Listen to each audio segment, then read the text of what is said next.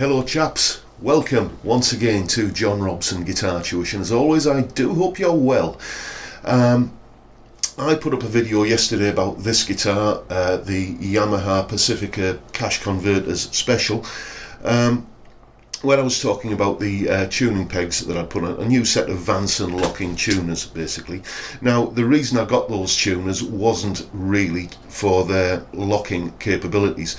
I just wanted a set of higher ratio tuners than the 14:1 ratio tuners that were on the guitar to begin with. Basically, when you hear people talking about the ratio of a tuner, it's how many turns you have to do on the actual tuning peg to cause one turn of the tuning post. The old tuners were 14:1, so you turn this 14 times to get one turn of the post. These are 19:1. Turn this 19 times, you get one turn of the post, which means that you can get much more accurate fine tuning, and that's the main reason I got these. And I thought, well, why not just check out a set of locking tuners as well. Now, it has got chins wagging a little bit, that video, so I see, including one person who said that it wasn't a fair test because what I'd done was compared this guitar with locking tuners to a Telecaster with non-locking tuners, you know, in terms of how long it takes to get the strings on and the tuning stable. And he was pointing out that this is a tremolo equipped guitar and the Telecaster is a hardtail. Well, if you'd watched the video properly, you would have seen where I said that this guitar, the trem is blocked off. Okay, that is going nowhere. There's no movement in that bridge. This is a hardtail guitar, and it's the bridge I want to talk about today.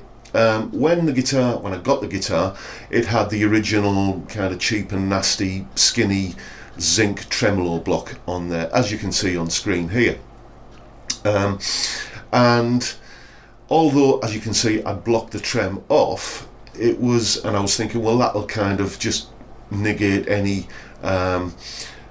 ill effects of having such a skinny trem block. It was just niggling at me. It was an itch that I had to scratch to see if a bigger trem block would make a difference. So I got this bridge, which is on the guitar now, and here's a little bit of background information on it. Okay, this is the Wilkinson WVP6SB, available from Axes R Us for the princely sum of £34, including VAT. What I like about this bridge is the fact that you see here it's pretty much a universal fit. Not all Strat type guitars with a vintage bridge have these screw holes the same spacing apart, so because these are kind of elongated, it means that it'll fit just about any Strat style guitar with a vintage bridge. If we look at the other pictures of it, you can see a nice big fat chunky steel trem block. There we go, there's the saddles and intonation screws as you would expect at the back, and then we're back to the original picture again. There's the technical specs, giving you all the measurements, something that's worth checking out just in case you're not sure if it's going to fit your guitar. But as I say, these are intended to be a universal fit. So let's see what this bridge does to the tone of the guitar. So there you go, 34 quid's worth of Wilkinson bridge, and as you saw in the video there, in that little clip, it has a much fatter trem block. Here they are side by side, you can see the difference, and that's something I was always brought up to believe, is that you know, the more mass you have at the bridge on a guitar, the bigger and more resonant sound you're going to get. We're going to find out today whether that's true or not. What I've done is basically recorded just a single open E chord, once with the old bridge and once with the new bridge. I'm on the bridge pickup with both tests, and I'm playing, as I say, an open E chord. The guitar is going straight into the interface with no amp modelling, no effects, nothing. It's completely naked, nothing there at all. The only variable really is how hard I strummed, and I did make a conscious effort to just play exactly the same both times, so hopefully that has removed that. Both tests involved a brand new set of Ernie Ball 10 to 46 gauge strings, so hopefully that negates any kind of variation there as well. So let's begin now by looking at the sustain that we get from the old bridge on the guitar.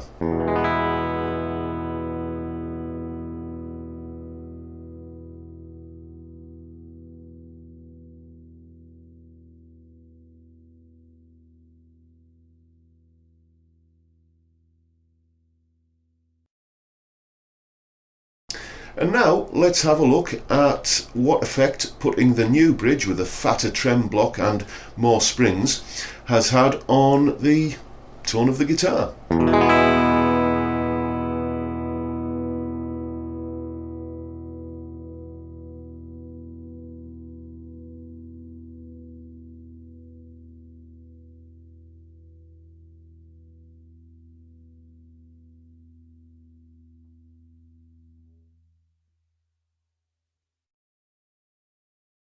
To me, that is absolute night and day difference.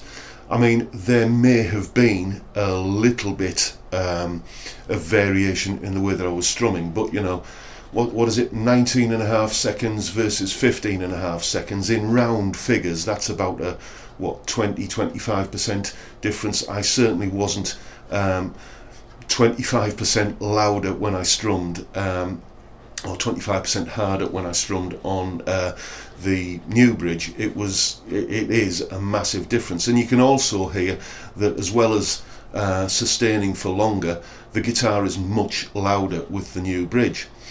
I was expecting a difference, I'll be honest with you, but I wasn't expecting that much of a difference. So yes, it sort of confirms what you know, people have said all along, really. I remember in the 70s there was the big thing for having everything that your guitar was, that the strings were touching, made of brass, a brass nut and brass bridge saddles. I think even, was it the Yamaha SG, had a big lump of brass embedded into the body as well. And maybe there was something in all of that. So yes, I mean, that has, you know, affected the sound of the guitar, I would say, at least as much as a pickup upgrade. And don't forget that this is going to affect the sound of both pickups, not just the bridge pickup. So if you're looking to upgrade the sound of your guitar, if you want more balls and sustain out of your instrument, this is well worth considering, I'd say, before you start thinking about putting new pickups in. That's just my opinion. I'm sure other people will have other opinions, but that's mine. And just before I go today, I will once again mention that there is a competition running on this channel at the moment where you can win an absolutely fantastic little practice amp, a Blackstar Fly 3 practice amp. The whole package, including the power supply as well. There's a link in the description box below to the competition that you need to enter. The closing date for the competition is when this channel reaches 6,000 subscribers. I've just topped 5,700 at the moment, so you know, time is ticking, ladies and gents. Get your entries in. The standard so far has been absolutely superb, I must say. I'm kind of quite impressed with how you guys have interpreted that piece of music that I put up for you. Yeah, so that's that. I'll also just, of course, mention the GoFundMe page that I've got, where basically you can donate to my GoFundMe campaign. It's called Guitars for Good Causes, and I use those donations to go out and buy guitars, which I then review on this channel. Then the guitars are sold, with proceeds going to Zoe's Place Baby Hospice, which is a charity in Middlesbrough which provides palliative, respite and end-of-life care to children under 5 years old with terminal illnesses. So an absolutely fantastic, worthy cause that I'm massively proud to support. So if you can find it in your heart to just chuck a few quid in the pot for that, it would be very, very much appreciated. And finally, one for me. If you would like some tailored one-to-one guitar tuition, then give me a shout via the details at the end of this video. If you live on Teesside in the northeast of England, then you can come along for a face-to-face lesson. Or wherever you are in the world, you can have a lesson via Skype, and whichever way you do it, your first lesson is free, so you've got nothing to lose. And with that, I'll bid you all a good day and look forward to seeing you all again next time. Bye for now, folks.